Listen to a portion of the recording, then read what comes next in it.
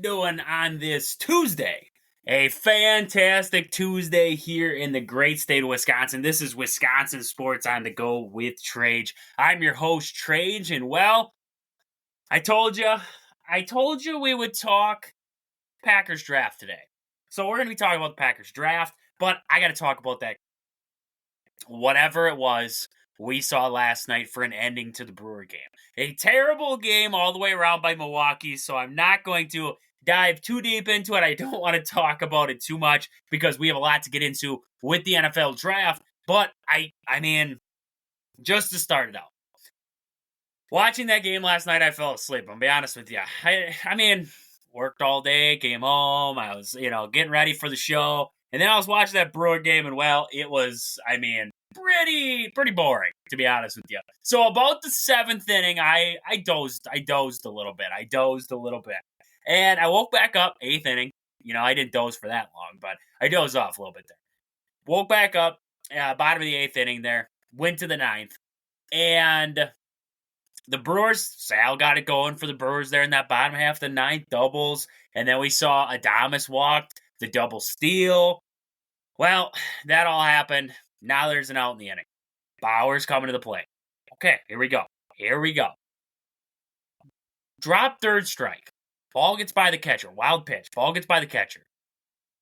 Jake Bauer's bat comes through, hits the catcher on his backswing. Okay, it automatic dead ball. It's a dead play. Play's dead. Right then. Nothing else can happen except for Jake Bauers going to first base. Because what happened before the wild pitch happened before? Now, I don't like the rule simply because the catcher came into Jake Bauers' lane. And I guess when I say lane, I am talking about, so Bauers has got the batter's box back, right? So, we see guys make these extended backswings all the time. The catcher slides, and he slid into Bauers' lane, his backward motion lane there, where Bauers' bat's going to come back. So, first off, I don't like the call anyways.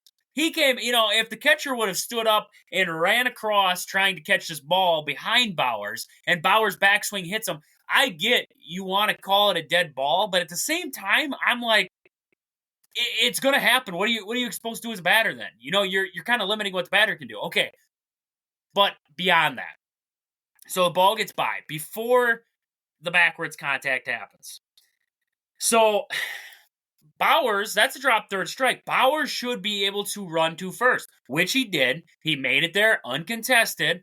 Sal Frelick did try to score. They sent him back. That's the right, technically, according to the rules of the game, that's the right call. Okay, that made sense. But no. Now we're going to call Jake Bauers out on the play. How? What I want to know is how. Are we going to get a second day of Brewer baseball where after the game, we get another, and pardon my French, freaking apology from the MLB? Is that what we're going to get out of this? Is an apology from the MLB? Like, yeah, we know we messed up. We're sorry. We screwed you over. You lost that game to the Yankees, and in that big inning, Aaron Judge stuck his hand up, and well, there was interference there that couldn't be reviewed, and the ump screwed up. And now against the Rays, there was this call that, well, the ball got by the catcher, and it shouldn't have been blown dead for Bauers there, but it was, and we really are sorry though. We hope that you can somehow forgive us and just keep going on. Like, the MLB is a crap show. I gotta be honest. I was having a conversation with one of my good buddies out there. He has his own show there, the BrewPod Brewers Podcast there. I believe it's called there, the BrewPod. I'm pretty darn sure there. I could be mistaken. I feel bad if I get him wrong there on the shout-out. The BrewPod, Between the Lines Brewers Podcast. I was having a good conversation there with Caden, is his name over there. We've been chatting back and forth, talking about the Brewers and everything like that. We met each other. I found his show on Facebook there. And we've been chatting back and forth a little bit. And he messaged me and he's like, what was that? I mean, like, he's like he said, I mean, that the Brewers sucked anyways in this game, but that's a terrible call. And I was like, it was. I mean, and we were talking about it a little bit there, just as I've been telling you guys basically how I feel about it here. And, I said, the MLB's broken. It is broken. This is a league now that is money driven. We're going to do everything we can do to get money. That's what we need. That's what professional sports are turning into, is a money game. And can you blame them?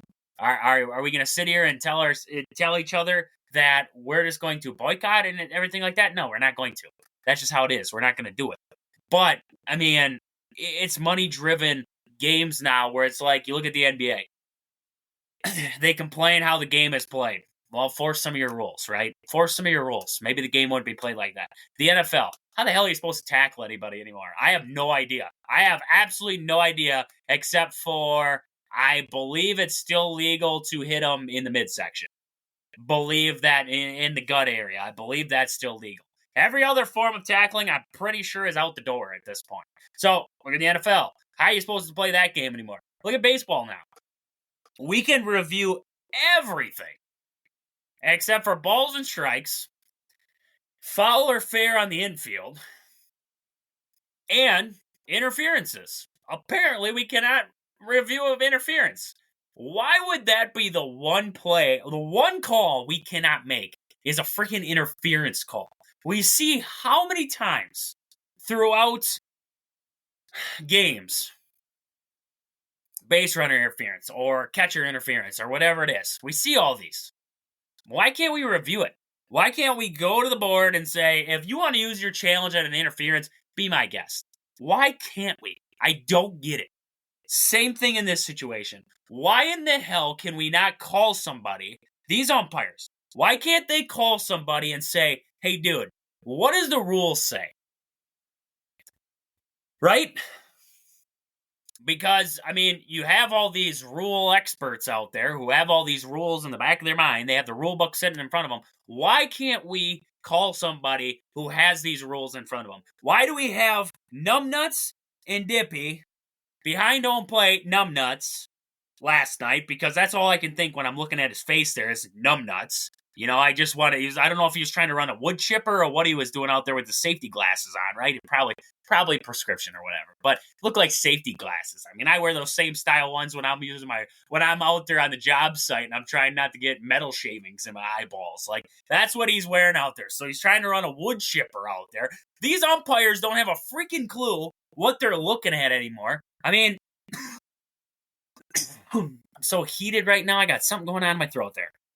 I mean, you look at that play at third there, Joey Ortiz, the base hit down that left field line, that ended up being a double. But you look at that play. Where the hell's the third base umpire looking? He's looking back towards the pitcher's mound, and the ball's by him. And then he makes the call of foul. Why? It's simply as can be. When a ball gets hit down the line, just like if you listen to the Brewers radio, or if you're watching on TV there, Jeff Levering said it plain as day. You call it fair up until it gets overturned. Why? You want the play to play out. Kevin Cash came out there and he argued for Why doesn't Kevin Cash get frickin' tossed? He argued for 15 minutes about a call that was already made. The umpires sent him to second base. Why is he stalling this game off? I don't get it. I don't. It is just, honestly, the past 2 days of watching Brewer baseball, outside of the Brewers just sucking on offense and the pitching staff, finally the pitching staff played good and the Brewers still lost 1-0. But, I mean, outside of that, I have really seen the past 2 days where the MLB just sucks. Where it just plain out sucks. It used to be this game that was, you didn't have all these issues. Nowadays, you want to know how bad MLB umpiring is? You want to know how little care the MLB puts into their MLB umps? We still have Angel Hernandez calling games. Let's just be real with ourselves for a second. Yes, he's a storyline. Yes, everybody talks about him when he comes to town. But you guess what? He sucks. We've seen it. We know it. The MLB knows it, yet he is still employed. Why? Tell me that. Why? We see how many crappy umpires there are in the MLB. You have how many minor league umpires? I don't know. I don't have the number. I really don't have the number off the top of my head. I don't have the number pulled up on my screen. But what I tell you, there's probably a metric shit ton. And you can't tell me you can't find better than these idiots? These bunch of doorknobs? This crew that is in Milwaukee right now should be investigated by the MLB for sucking. Just simply sucking. How can a ball get hit down the third base line and nobody knows where it landed? The umpire has no freaking clue. He had no clue. Like, these umpires, they just, truth be told, just seem incompetent. That is basically all I can leave it at, is that they just seem incompetent at their jobs. If I went to a job and I didn't know what the hell I was doing, I would lose my job. These guys go to their jobs, they can't do it right. They can't enforce, excuse me there. They can't enforce their own rules, the rules that are created by the MLB. They can't figure them out or take time to. Jeez Louise, it's kicking my butt just talking about this. Oh, excuse me there. They can't even enforce their own rules right now. Something's got to change. Something has to change in the game of baseball because, we saw it there. We've seen it before. We've seen the horse crap calls. We've seen the horse crap enforcement of rules throughout the MLB. And yet, there's no penalty. There's nothing. There's no, like, hey, you made a bad call. Take a couple days off. There's none of that. Why? Why is that? Why do these guys, Brewers have been screwed 2 days in a row. There's a lot of teams who have been screwed this year. Whether by balls and strikes calls, whether by calls in the field, whatever it is. There has been a lot of teams getting screwed this year, and it hasn't changed. It hasn't changed. It is getting closer and closer, and I think the MLB is just doing it basically because they just want robotic umpires. They want to stop they want to stop having to pay MLB umps, and they just want to have these robotic umpires in there. That's what they want. Plain and simple. If they leave these doorknobs in here, they'll get it. They'll get it eventually. Angel Hernandez. Why are they leaving him in there? They want robo-umps. Simple as that. It has to be something along those lines. Because right now, watching this crap show, watching that crap show that was last night, watching the crap show that was the day before, I'm glad Pat Murphy got tossed. I am glad that Pat Murphy went out there and he lost his temper. I am 1,000% behind him on that because you got screwed over the day before. You got screwed over in this one. Lose it, man. Lose it and make it worth it. And he made it worth getting tossed out of this one. So with that, little bit of a hot start. Hot start to the show, right? Hot start to the show. Got to start out every show with something, and that was our hot start to the show right there. So with that, before we move on here and get a little into the Packers and the Packers NFL draft here, I want to look at a couple of our sponsors here quick of the show. First, Game Day Supply in Onalaska. Do you have a sports club or team? Are you looking for some sweet custom uniforms or apparel? Check out the awesome crew at Game Day Supply in Onalaska to help your team get the sweetest gear. Find them on Facebook at Game Day Supply or online at GameDaySupply.net. Also, your hometown team, Century 21 Gold Key Realty. Call Peggy Sawyer Anna to find your dream home or if you're looking to sell. Find them on Facebook at your hometown team, Century 21 Gold Key Realty, or stop in and see them at their location in Marshfield, Wisconsin. Also, Sport and Spine Clinic in Greenwood, Wisconsin. If you've been injured recently, whether at work, whether it was on the job site, the basketball court, the baseball field, softball field, whatever it was, and you need some physical therapy, stop in there and see Chad at Sport and Spine Clinic in Greenwood, Wisconsin. He will get you right. He'll get you back to work, back on the court, back on the field, whatever it is. He'll get you back there. Sport and Spine Clinic in Greenwood, Wisconsin.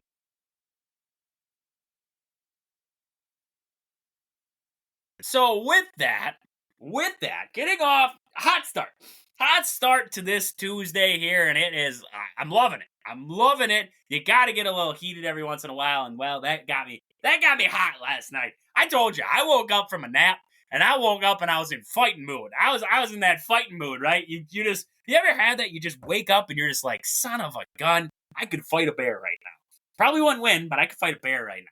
I woke up in that kind of mood, and when I got up and I watched the end of that Brewer game, I was like, I'm going to go jump on. I'm going to go jump on the show here, and I am going to lose my cool. And that is exactly what happened during this one. I couldn't hold it back. I couldn't hold it back. Probably some of the things I said there a little far out. But hey, that's how a lot of people feel. I'm going to be honest with you. That is how a lot of people feel about the crap show that is going on all the way around right now. So with that, I want to get into something. We're going to talk. It's going to be a little bit more exciting, right? A little bit more exciting in terms of leading up into an upcoming season. So last season we watched Packers.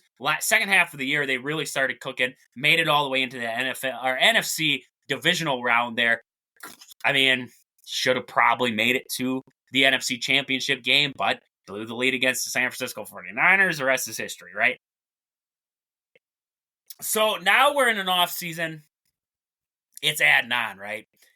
We're reloading, we're retooling, and we're going to get ready to rock and roll, right? Heading into that 2024 season there when they had to play the Eagles in that first matchup there. So, opening round. We haven't talked about really any of this draft yet, so we're just going to jump back to the opening round here. First round.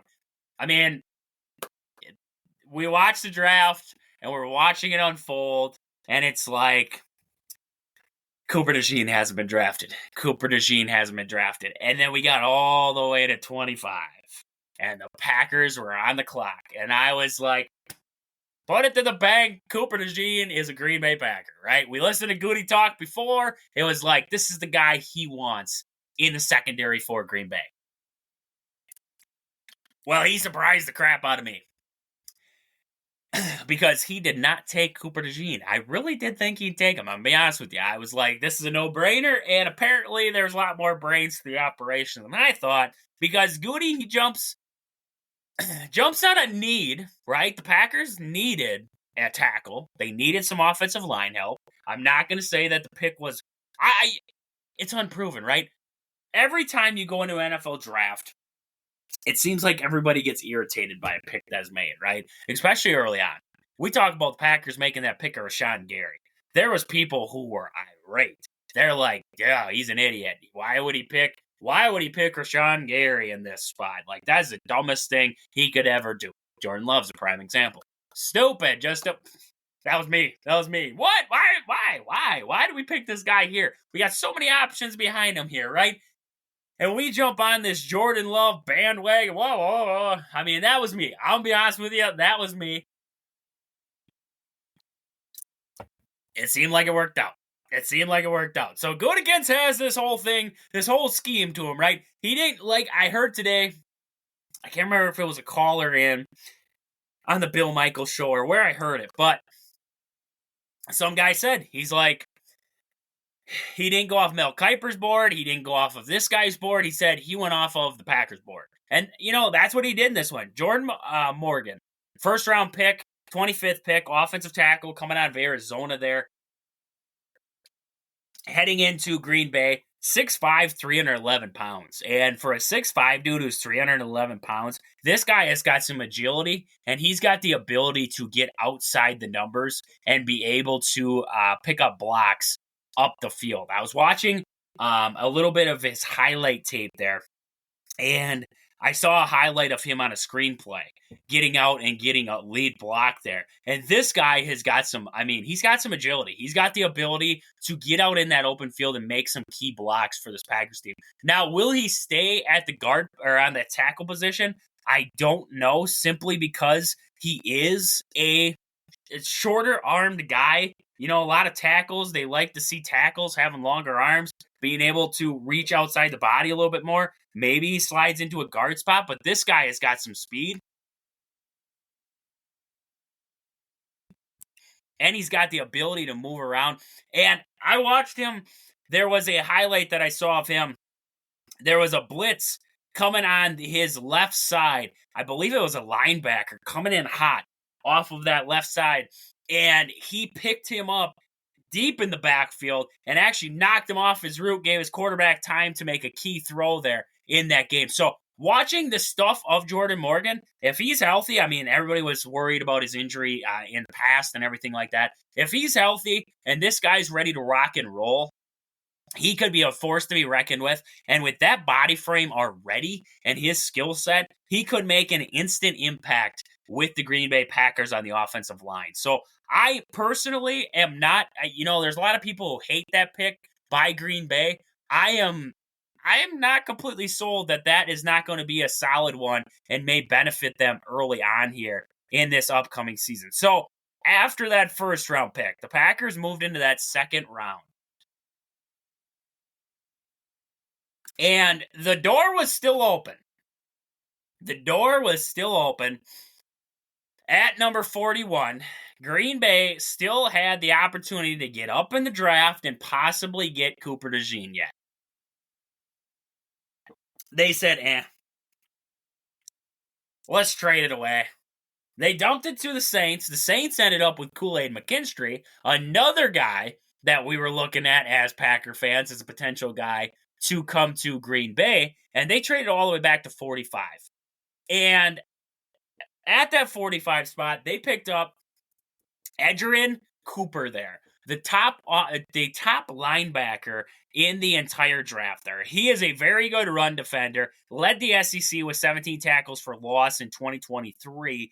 And, I mean, this guy gets through the gaps hard. His foot speed is really good. This guy can get outside and he can run down. There was a highlight of him running down a running back after like 20 yards, closing the gap on him and taking him down. So this guy has got the speed.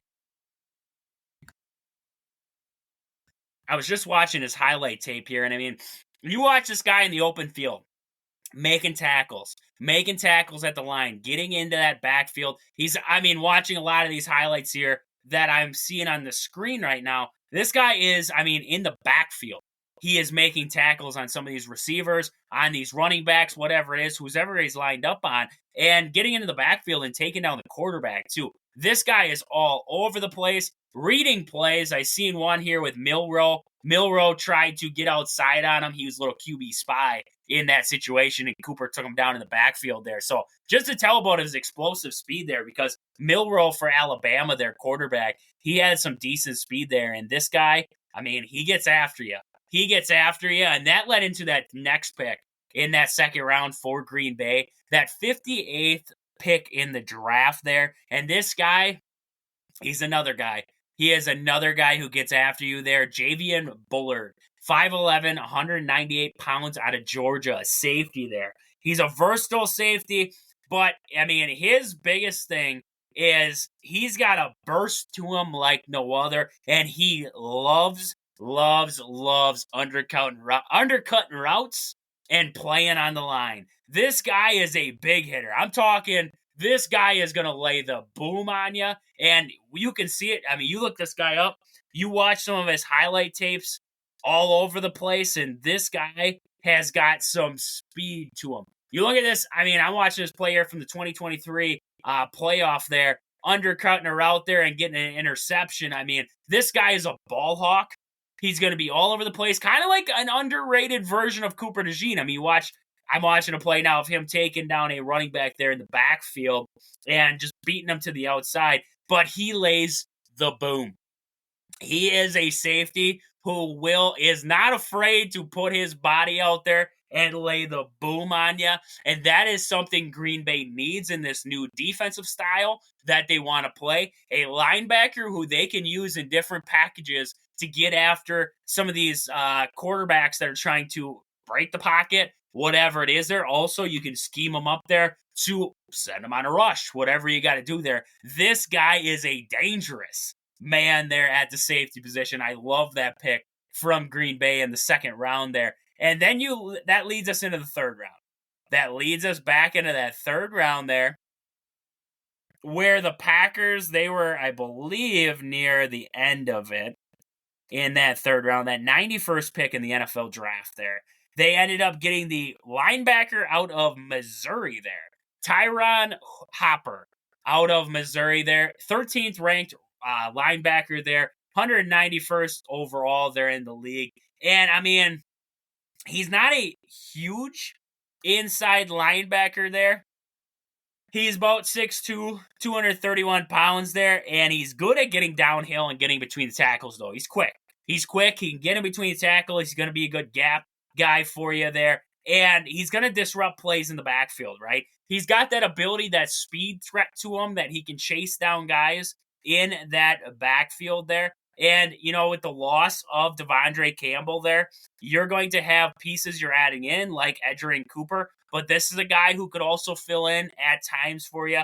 And he's going to be a matchup guy for, I mean, you look at tight ends. You need a guy to line up with tight ends out there. He could be a very good cover linebacker for you going up against some of these tight ends out there. So I like this. I think it's a solid pick. Their linebacker room was very scarce heading into this upcoming season here, and the Packers are kind of addressing that throughout this draft here. So that leads us into that fourth round, and the fourth round is where the Packers, I believe they had a couple picks happen in that fourth round, or I could be mistaken, just the one there. They had the 111th pick there in that fourth round there.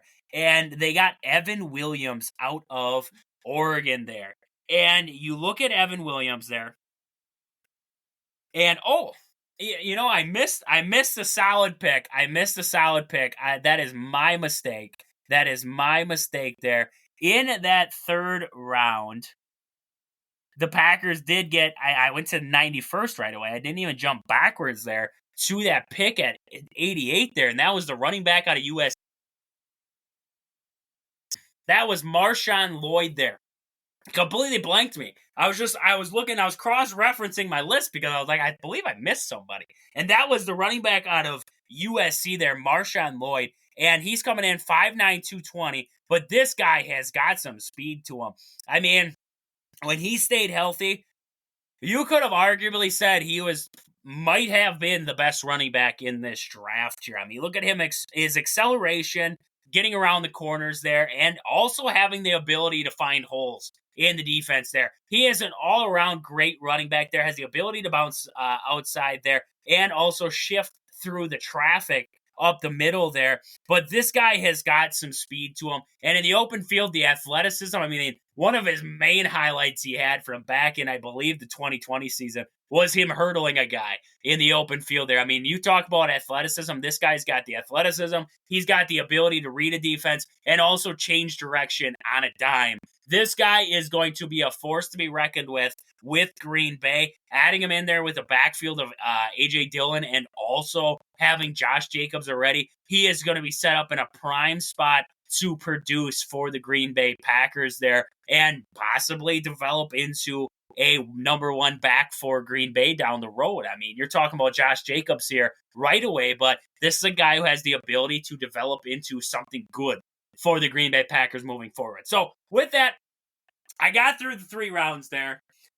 My mistake on missing that Marshawn Lloyd pick there. But before we move on and get to the rest of the draft here, I just wanted to mention the last couple of our sponsors here quick of the show. First, Marshfield Motor Speedway is located just 3 miles outside of Marshfield on County Road H. Stop in there this summer or fall for some great family fun. Fun for all ages, and I mean, great family, great food, great drinks, great fun. I mean, the whole atmosphere is just fantastic down there. You got to get down to the track there. Just go, you head out of Marshfield there on H, you'll see it up on your left there. You can't miss it. You can't miss the track there. You got to get down there this summer. Find the schedule on Facebook or online. Just search Marshfield Motor Speedways. You'll find the schedule on there, and you'll be able to plan some fantastic summer days and nights down at the track there. Also, Sports Scene, Sports Cards, and Memorabilia, located in the Marshfield Mall in Marshfield, Wisconsin there. You got to get down there. Find, if you are a sports cards enthusiast, memorabilia, you need a new jersey, you need a model stock car, whatever you need.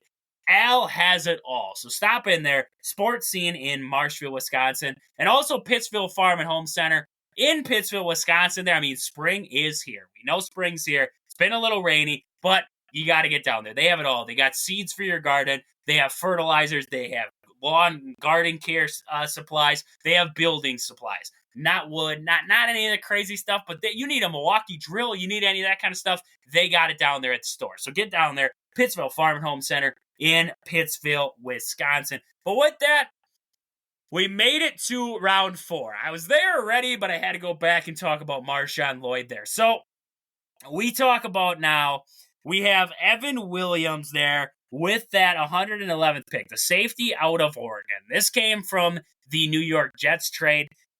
He was actually started at Fresno State, ended up at Oregon there, and led the Ducks in tackles in his only season there right now. I mean, this is a guy who gets after the run. You look at every guy the Packers got in this draft here, and you're going to talk about aggression. You're going to talk about guys who aren't afraid to get dirty and get into the backfield and make tackles. That is what you love to see, especially with a guy in Heffley coming in who loves to play aggressive.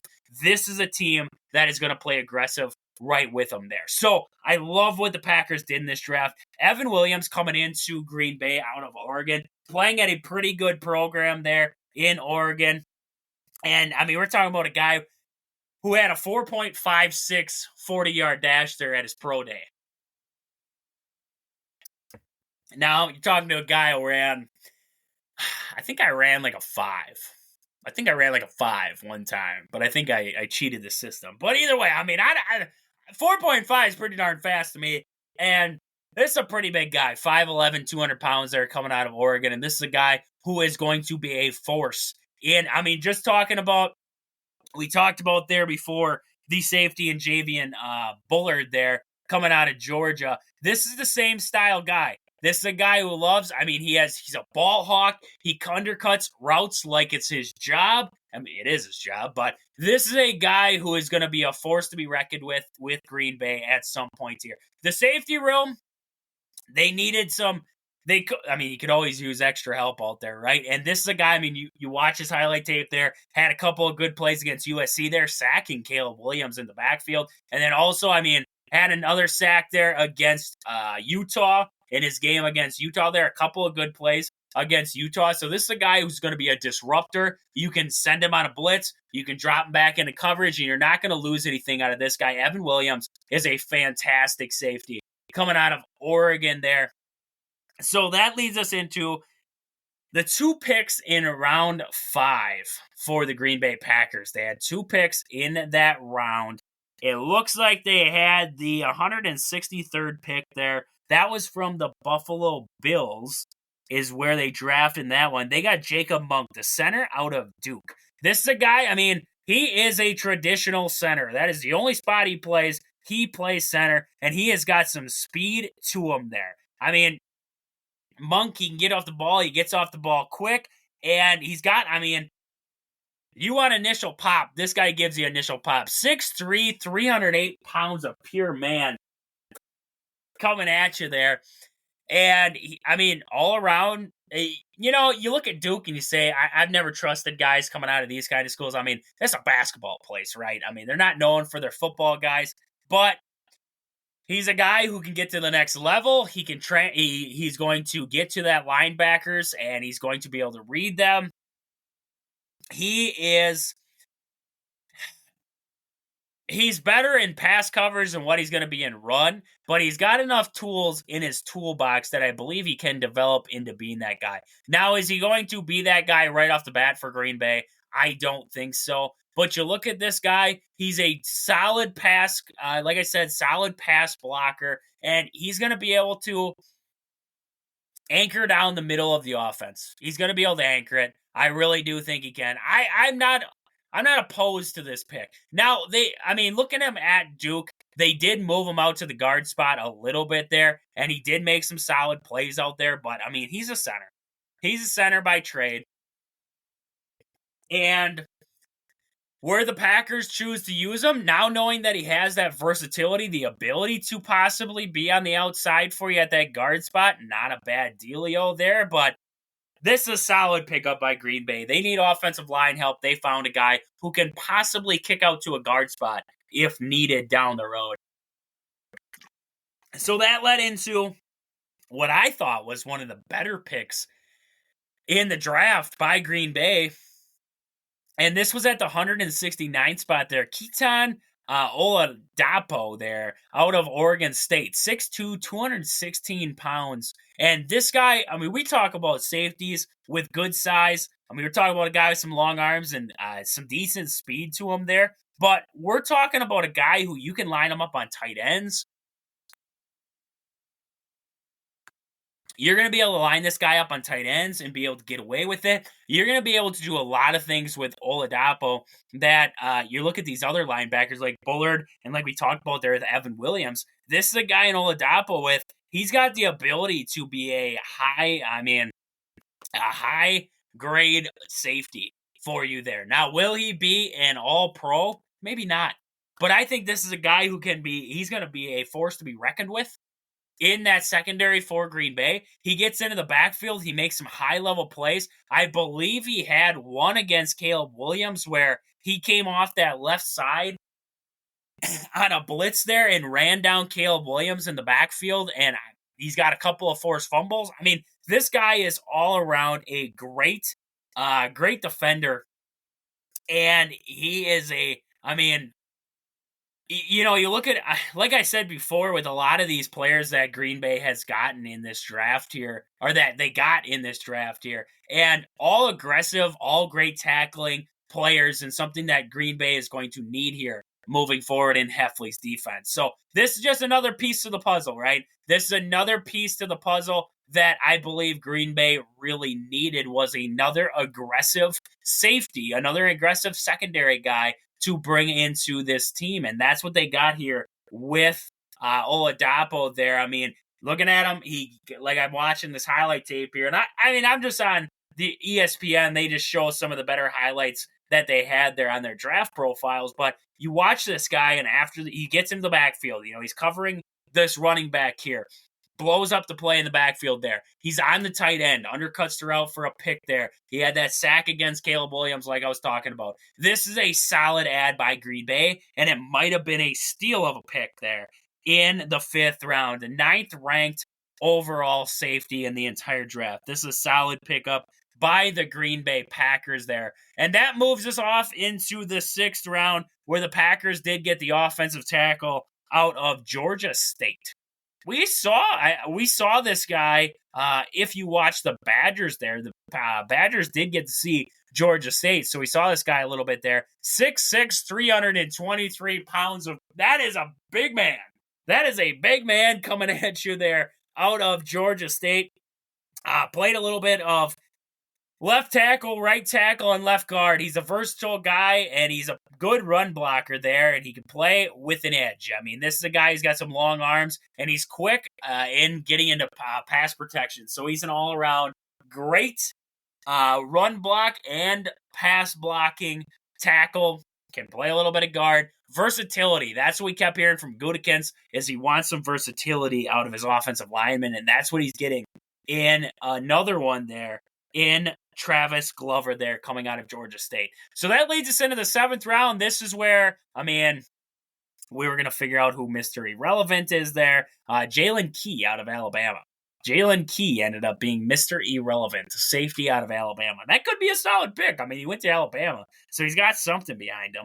But Green Bay, in the 245th pick of the draft, they got Michael Pratt out of Tulane there. Number 8 ranked quarterback. That tells you how, it was top heavy in the position rank for quarterbacks, but then it dropped off heavy. You're talking about a guy, Michael Pratt. He was the 8th position rank, but you look at his grade there, 55 overall. 4-year starter there at Tulane, and he progressed over his career there. He has the ability to find the open man. He's got a good idea of reading defenses and fitting the ball into tight windows there. So Michael Pratt is solid ad. You have Sean Clifford already. We know about Jordan Love. So you're just adding a little bit more depth there in the quarterback room. This could be a solid ad for Green Bay, just like I said, to have some depth there all the way around. And then last but not least, they got the cornerback out of Penn State there. Kalen King there. A little bit smaller. 5'11", 191 pounds, but he's a press corner, and he's tough. He's physical. He's going to get against some big wide receivers out there, and he's going to be tough on him. He had 16 pass breakups over the past 2 seasons, and, I mean, he's a guy who he's going to get on you. He's going to get under routes. He's going to try to pluck that ball out of the air there and make some competitive catches out there. So, Packers wrap up the draft there with that 255th pick of Kalen King there. So, that's a wrap-up of the Green Bay Packers 2024 NFL Draft. I'm hoping to get my counterparts on here, Austin and Rogan here pretty soon, to really recap this draft here and see what we thought there. I mean, you could hear it. I was recently on a show, Brutally Honest Sports there, Brutally Honest Sports podcast, and we talked about the NFL Draft there in a whole and what we thought of the whole thing. Not a crazy amount of craziness in this draft. I guess the only weird one I would say was the Michael Penix to the Falcons. That was a weird one. But outside of that, not a whole lot crazy happening in this last draft year. So that wraps up the NFL Draft recap there. I hope it was a good one. I mean, I was just reading through some of the bios and everything like that, learning about these guys, watching some of the highlight tapes, and I hope I did a good job for you guys there, kind of recapping that NFL Draft there. But with that, I mean, last but not least, for the day here, we got to talk about the Bucs real fast here. The Bucs do have the Pacers coming up here, Game 5 of this Eastern Conference opening round series, and well, the Bucs are in trouble. The Bucs are in trouble, and I don't know if they're going to be able to figure this one out. We're talking about no Dame, no Giannis. Middleton is, I mean, as far as I can tell, banged up, and you're heading into this Game 5 of the series back at home. Even if you win, you head into Game 6 with still question marks on those two guys, and, you bring them back in this series yet. They're not 100%. They re-injure something. Now you could potentially lose them for next season. Where does that leave you? So, I mean, there's lots of good, bad, and ugly that is still left to happen with this Bucs team. I'm hoping it goes 6. I'm hoping they can force another game here. But it doesn't happen often. You come back from the 3-1 deficit. So, hopefully some good to come out of the Bucs tonight here. Hopefully the Brewers don't get screwed over by the umpires once again, and hopefully we get another apology from the MLB. I hope so. We can pin it to the wall. We can put it on the fridge. We can put it on the fridge at American Family Field, another apology letter from the MLB. We can say, thank you. We'll put it next to the other one from yesterday. So, fantastic stuff there. Great show today talking about the Packers draft and the Brewers and everything else in between. Great day. I hope you guys enjoy the rest of your Tuesday. But until I talk to you guys tomorrow here, hopefully talking about a Bucs and Brewers win, this has been Wisconsin Sports on the Go with Trage. Thank you guys for listening. But until I talk to you guys again tomorrow, deuces.